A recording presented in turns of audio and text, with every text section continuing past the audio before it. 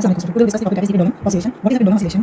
Pendulum oscillation is a to and fro motion of the pendulum about its mean position.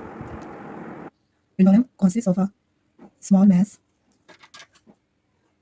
m that is suspended from the fixed pole with the upper end. Pendulum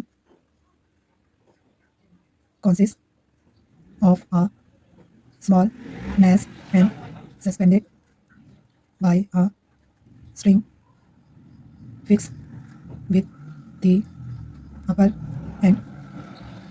Now we discuss about the length of the pendulum. The length of the string from the point of suspension to the mass is called length of the pendulum. So length of the pendulum is the length from the point of suspension to the mass, and that is denoted by L. It is denoted by L. Now we discuss the mean and extreme position of the pendulum. So here we draw the pendulum. This is the mean position. These are the extreme position of the pendulum. So here we write, this is the length of the string. B is the mean position. A and C are the extreme position of the pendulum. So here we write, the central position of the pendulum is called the mean position. It is denoted by the point A and C. A and C are the extreme position of the pendulum. It is denoted by A and C. Now we discuss the pendulum oscillation. How the pendulum is oscillate. The motion of mass, and that is the mass m, from its extreme position A to C and back to A is called pendulum oscillation. So what is a pendulum oscillation? When the start position from C, so when the motion of the mass m from extreme position A to C and back to A is called the pendulum oscillation. When the pendulum is displaced to a small angle theta from its mean position, it began to oscillate about its mean position. So here we write, when the pendulum is displaced to a small angle theta and then release it, it's began to oscillate about its mean position B. So the mass M perform simple harmonic motion about its mean position. When the pendulum is oscillate about its mean position, in the extreme position, we make an angle theta with the pendulum of the string length L. In the extreme position C, in the extreme position C, two forces acting on the mass M. First one is tension T.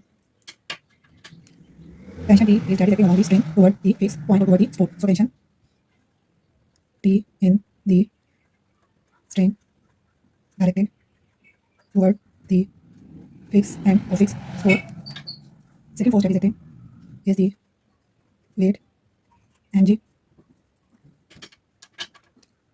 Weight mg in the vertically downward. Weight of the ball of mass m, that is the mg, is vertically downward. The weight mg is resolved into two components.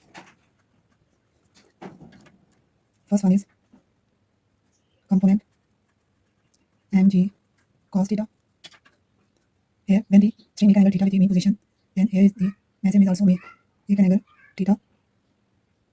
So weight mg is resolved into two components. That one is the mg cos theta and one is the mg sin theta. So here we write the component mg cos theta along the string, which is balanced by the tension T. This is the component of mg cos theta, which is balanced by the component T that is the long distance toward the fixed end. So both are component balanced. Either one is stronger direction, one is the upward direction. So both are balanced to each other. Now we discuss the second component mg sin theta.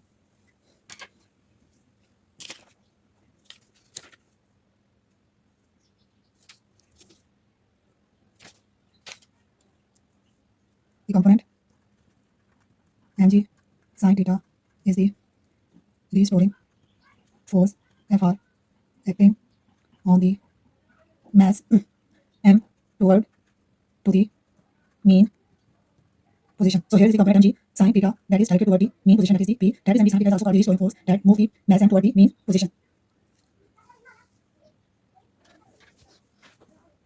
Now we discuss the restoring force.